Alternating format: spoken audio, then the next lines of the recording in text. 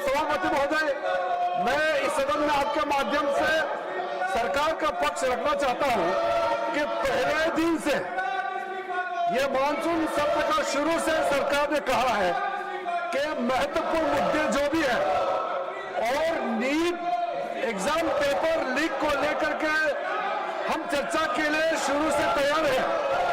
अभी भी हम तैयार हैं।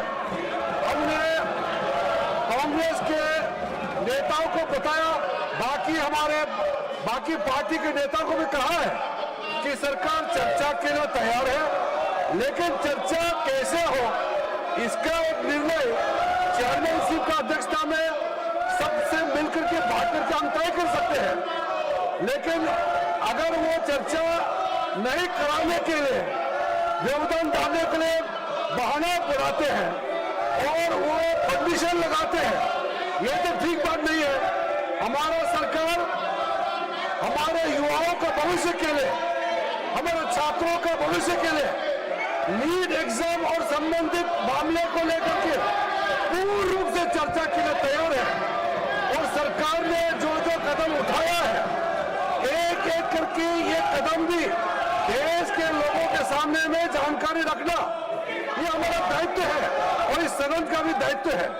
इसलिए मैं चाहता हूं, जो आप चर्चा मांग रहे हैं, सरकार चर्चा के लिए तैयार है, फिर आप नाराबाजी लगा करके क्यों यहाँ पे आप डिस्टर्ब कर रहे हैं हाउस को। अभी कई मेंबर से मैंने बात की है, सब लोग चाहते हैं कि चर्चा होना चाहिए।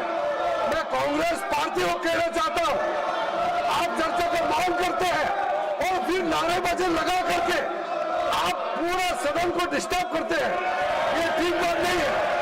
इसलिए मैं फिर आगे कहना चाहता हूं सभापति महोदय आपके माध्यम से कि जैसे अपोजिशन पार्टी ने मांग किया है, जैसे सरकार चाहते हैं, हम मिलकर के समय तय करें, नियम हम जैसे चेयर से रूलिंग देंगे मानने को तैयार है, और कितना लंबा चर्चा करना है जैसे चेयर से तय करेंगे, हम 100% सरकार तैयार है चर्चा के। माननीय लीडर ऑफ द हाउस, माननीय उपसभापति जी, ये जो इंडी अलायंस गठबंधन है, इसका व्यवहार बहुत ही गैर जिम्मेदाराना व्यवहार है, गैर जिम्मेदाराना। और यह प्रजातांत्रिक विरोधी गतिविधि साफ साफ संसद में दिख रही है। संसद की मर्यादाओं को तार तार करके ये प्रजातांत्रिक मूल्यों का हनन कर रहे हैं। अभी अभी हमारे पार्लियामेंट्री अफेयर्स मिनिस्टर किरण रिजिजू जी ने बहुत स्पष्ट शब्दों में कहा है कि सरकार हर मुद्दे पर चर्चा करने के लिए तैयार है और इसके साथ साथ नीट में पेपर लीक और उससे निकलने वाली सारी गतिविधियों पर भी हमारी सरकार चर्चा करने के लिए तैयार है। आदरणीय नरेंद्र मोदी जी के नेतृत्व में चलने वाली सरकार एक पारदर्शी सरकार है और लोगों के पक्ष में हमेशा फैसला करने वाली सरकार है। और ये जो जन विरोधी गतिविधि इनकी चल रही है, इसकी हम लोग तीव्र भर्त्सना करते हैं। इनको प्रजातंत्र में कोई विश्वास नहीं है, न ही उनके मूल्यों के प्रति विश्वास है, ये इनका रवैया है।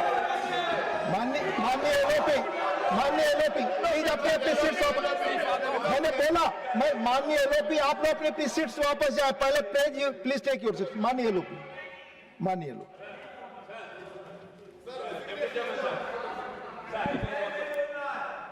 You want to lose first. माननीय एलओपी सर, देखो अपने विद्यार्थी की ओर से और नीट एग्जामिनेशन के बारे में और रूल्स 267 के तहत यहाँ पर बहस करना चाहते हैं, उसके लिए अगर फेयर डिस्कशन होना है तो शिक्षा मंत्री पहले राजीनामा देना चाहिए। धन्यवाद। जब वो राजीनामा नहीं देंगे, निष्पक्षपात चर्चा यहाँ नहीं होगी। इसीलिए अगर निष्पक्षपात चर्चा होना, तो मैं रिक्वेस्ट करता हूँ गवर्नमेंट को, वो रिजिग्नेशन दिलाए, चर्चा शुरू करेंगे। 267 के तहत हम शिक्षा चर्चा शुरू करेंगे। ये क्या है सर, डेमोक्रेसी है? चेयरमैन बच्चों को कुचल हुए, मार रहे, पीट रहे, राजनीति में फंसे हैं। तो इसीलिए हम नहीं चाहते, हम तैयार हैं, हम भागते नहीं। अरे आपके जैसे अबोरा नहीं है, भागने वाले हम रहने के, हम उसके बारे में हिस्सा लेंगे, इसीलिए Honorable members, may I recall that I had imparted a comprehensive ruling on Rule 267 with suitable illustrations of past precedents on the 4th December 2025.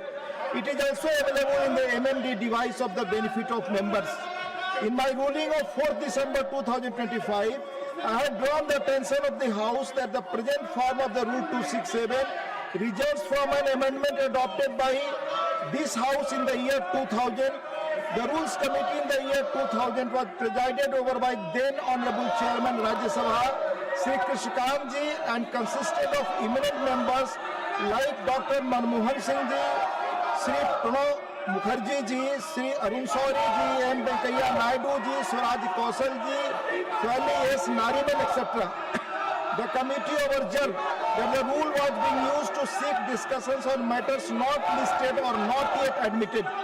The committee therefore recommended restricting Rule 267 strictly to subjects related to the list of business and added a proviso preventing its use where a rule already contains a suspension mechanism. The House approved these recommendations on 15 May 2000. Members may also kindly note that between 1988 and 2000, discussions under Rule 267 were held only 3 times. Among just 2 of these occasions, the rule was invoked strictly as prescribed. Further, from 2000, amendments to the present no discussion have taken place under Rule 267.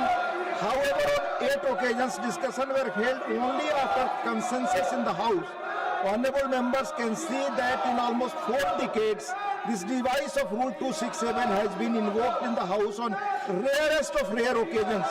In view thereof, I reiterate that valid notice under Rule 267 must specify the rule to be suspended, relate to an item in the day's list of business, provide the grounds for invoking Rule 267, not seeking suspension of business where a rule already allows suspension, contains a motion drawn in proper form, be invoked in rarest of rare occasion. Despite above clarification, it is observed that members are still giving notices under Rule 267 every now and then which are not in consonance with the above conditions.